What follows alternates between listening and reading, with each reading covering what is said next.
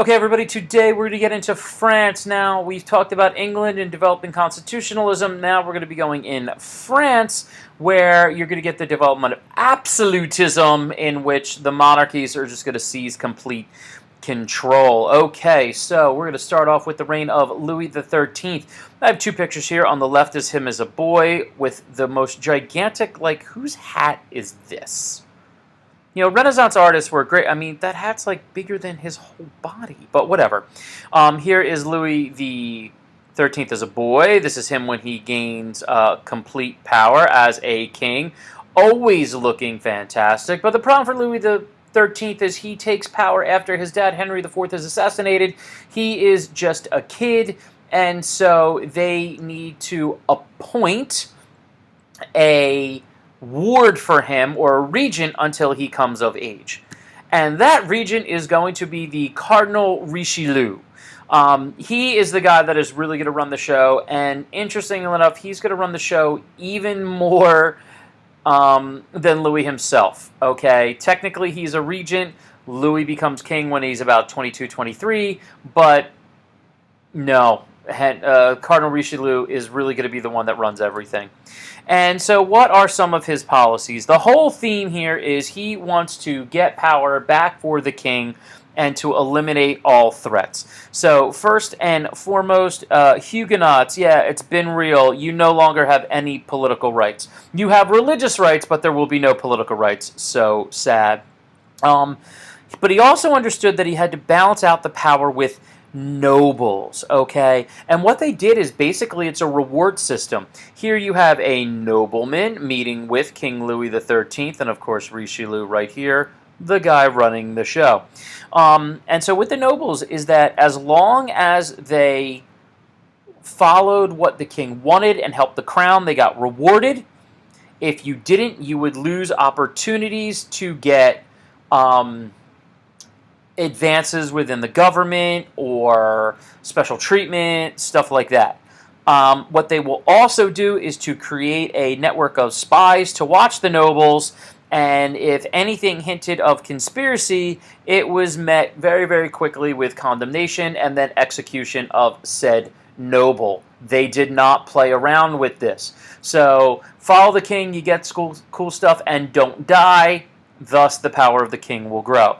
They also set up a group of government employees known as intendants, and their job is to watch over regional governors and make sure that the policies of the king were carried out. If they did not, they could actually overrule and remove the governors of provinces.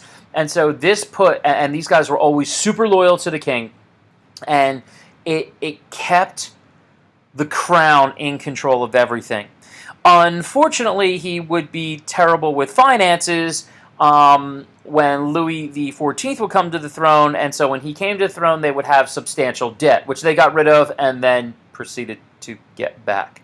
But it's all about growing the power of the king, and thus that would happen. And then you have the reign of Louis XIV, who would be known as the Sun King. And yes, he gave himself that title because he was going to shed light on the shadow of his subjects. It's a bunch of nonsense, but hey. But that is a picture of himself as the Sun King in his palace, and again, looking just fabulous. That's a lot of fabric. All right.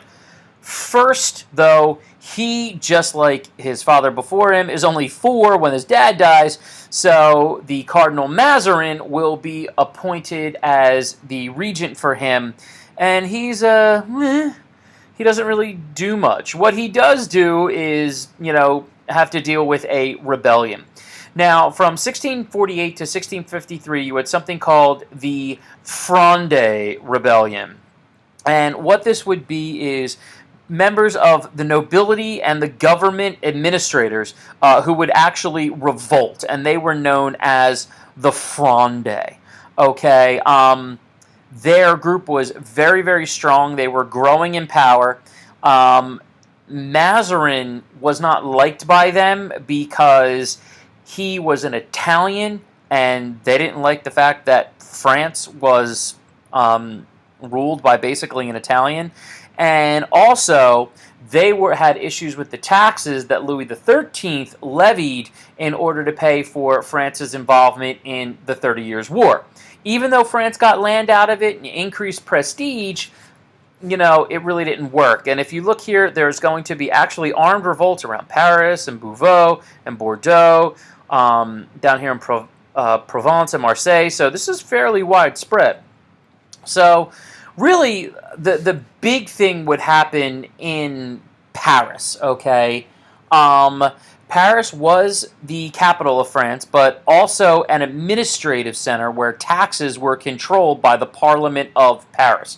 So most of the funds of France were controlled by the Parliament of Paris, okay? And what they do is they create an organization known as the Nobles of the Robe, which were a group of lords and administrators who would lead the Fronde Revolt. Okay, and that's important to know because they were able to gain control of a lot of money in and around Paris so they could fund a revolt. So round one was basically kind of a draw, and you had some small fighting, and then it was you got like a ceasefire. Round two was an actual war in which the Fronde were crushed. Unfortunately for the Fronde, they never could really pick a leader. There was a lot of divisiveness, and you also get a lot of the nobles would be executed by the leader, as you can see here. And the commoners also would be involved in this because it's going to start a lot of this hatred, which will bubble over in the late 1700s. It takes a little while, with this hatred of the military, because all of this fighting was caused by the military, by the nobility. And involvement in the 30 Years' War was run by the nobility. And you're going to start to get this kind of growing resentment of the military that will come back to haunt them later. Now, Louis XIV is going to take control, so let's talk about it. He takes control in 1661 when he is only 23. Again, he is very full of himself. Everything revolves around him. Okay, again, he's the source of life for his people. Now, one of the big things that he's going to do is build a huge palace at Versailles. This is an aerial shot of, like, most of Versailles. I've been lucky enough to be here. This is the palace structure. So this here, this here, this here, down over to here, and it goes way back. I'll show you another picture. This is going to be really important, and we'll get to it, like I said, more in class. He is really going to clamp down on any nobles. After the Fronde Revolt, he is having none of it, okay? Everything goes through by him, and your rank is based on your closeness to the king. So what he ended up doing is pitting the nobles against one another to get his favor. And that was really important because the nobility was too busy fighting amongst themselves than to fight him. He also made lots of ceremonies revolving around the king, which he wanted everybody to be a part of to show his greatness. As a result, he didn't have privacy, but literally they turned to everything from him like getting out of the bed in the morning, the meals, going to mass. Everything was done with pomp and circumstance to make him see so great. And this was incredibly effective. The nobles are obsessed with being at Versailles. They're obsessed with going after one another, and they didn't really realize that when all of it was done, they really lost their power. Okay, now how did everything, work? There were lots of different layers, and so you still had to deal with different privileges to different groups. And so how did it all work? So at the top you had the court. This is everything ran around Versailles. Okay. It's right outside Paris. Again, you actually have a little town that develops it. And so this is where all his ministers would be. This is where the policy was done. This is where edicts would be issued out of. Okay.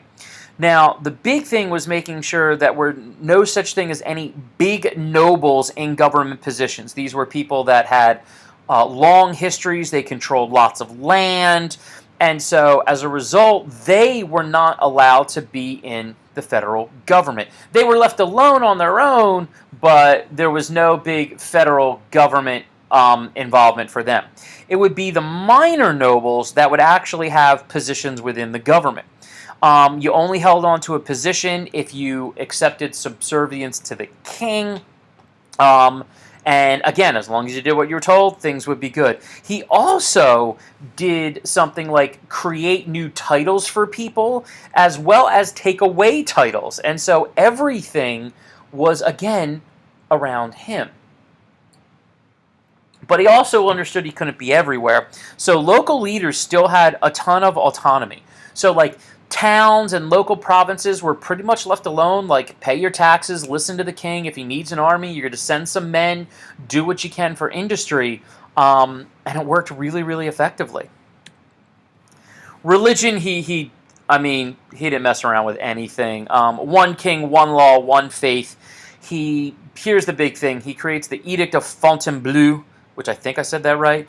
He will revoke the Edict of Nantes. Pastors were first forced to actually convert to Catholicism, or you were going to be banished. He destroys Huguenot churches and schools, and also seizes their property. If you do not have your children baptized as Catholics, you're out. So they actually monitored births and baptisms, and if you were lagging behind, you could find yourself being fined or actually removed from the country. And actually 200,000 people flee France as a result. It's brutal. And really the Reformation in France, as we know, it's gone. Okay. Money. That's what all that matters, okay? And they have lots of expenses with Versailles, in which the financial records would be burned, as well as fighting lots of wars. The guy in charge of this was Jean-Baptiste Colbert, and it is all about mercantilism, which was heavy government regulations to always benefit the state. Okay, he really works for new industries. This is really crucial. Things like tapestry, glassmaking, and textiles. He'll even bring in foreigners who were like super awesome at it to train people within the country. That's really, really important. He will create new standards of quality as well. So, like, quality assurance laws, that's kind of important. And a lot of entrepreneurs got tax breaks to get them to create businesses. They're going to build tons of roads and canal. On the right, these are canals that were all built during Louis XIV's and after reign, and that was created by Jean-Baptiste Colbert. And the overall goal was to basically export more than they imported.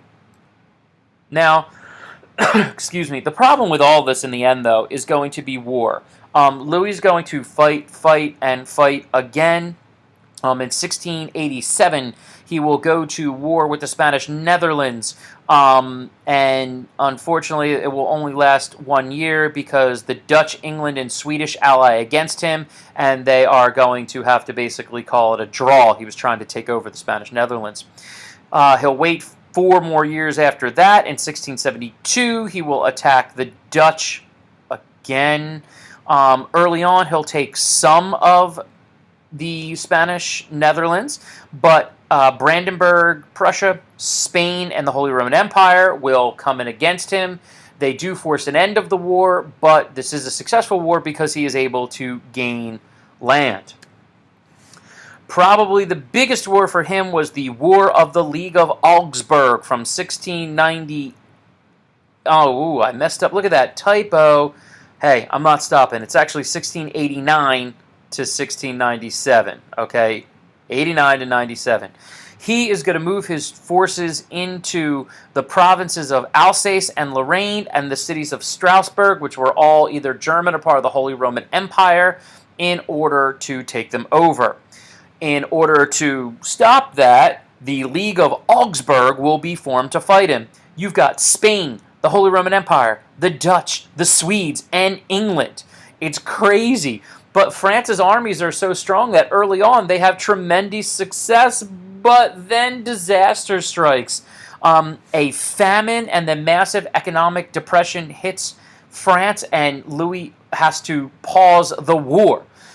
In the end, you have the Treaty of Ryswick, in which Louis will give back some land, but he gets to keep parts of Alsace, the city of Strasbourg, which will be huge for trade. In the end, it really wasn't worth the effort, but they did expand a little bit. But the big war that messed Louis up in the end was the War of Spanish Succession. In the War of Spanish Succession, it went from 1702 to 1713, and it starts when the King of Spain dies, okay? And what the King of Spain, Charles II, had done is he left the throne to Louis XIV's grandson, Philip V. Well, when Philip V takes over Spain, the rest of Europe freaks out because they see this as a way for Louis to not only gain control of Spain, as well as all of Spain's overseas holding, and basically become the largest country on earth. And they don't like it because they see him as going to, slowly but surely, going to come after everybody. So once again, England, the Dutch, the Austrian Habsburgs, and the Germans all go after Spain and France. This is fought in Europe. It's fought in some areas of colonial America. It's fought on the seas in the Caribbean. And it's just a brutal, brutal war. And in the end, you get the Treaty of Utrecht. And Spain, and France, this doesn't really work out real well for them. Philip V gets to keep his throne, but the crowns of Spain and France are not permitted to be united in any possible way. The Spanish Netherlands will gain control of the city of Milan and its area. So the city of Milan is right here. That had been under control of France, so they're going to lose that. I'm sorry, the Milan and Naples. Sorry, so Milan and Naples, which had become part of France, were now given to Austria. So they're going to expand their power. We're going to talk about the Austrian Habsburgs later. And Brandenburg, Prussia, who I'll be talking about later, is going to get this land right here. That's going to be real important for them. And then England makes out huge because they get Gibraltar, which was part of Spain down here, and they get to control the access to the Mediterranean Sea, which is huge. And in the Americas, they get Newfoundland, Hudson Bay, Nova Scotia, which is absolutely enormous. So in the end, what is the legacy of Louis XIV? Well, one, he truly shows how strong absolute rulers can be, and many other rulers would look to gain the same type of power and rule like he did. However, for France, he basically sets up long-term the revolution. Yes, under his power, France does grow, but in the end, he's going to set up the problems within the country. His wars and Versailles completely bankrupt the nation beyond control, and in the end, it's really negative. All right, guys, we'll get our assignment done, and I will see you soon.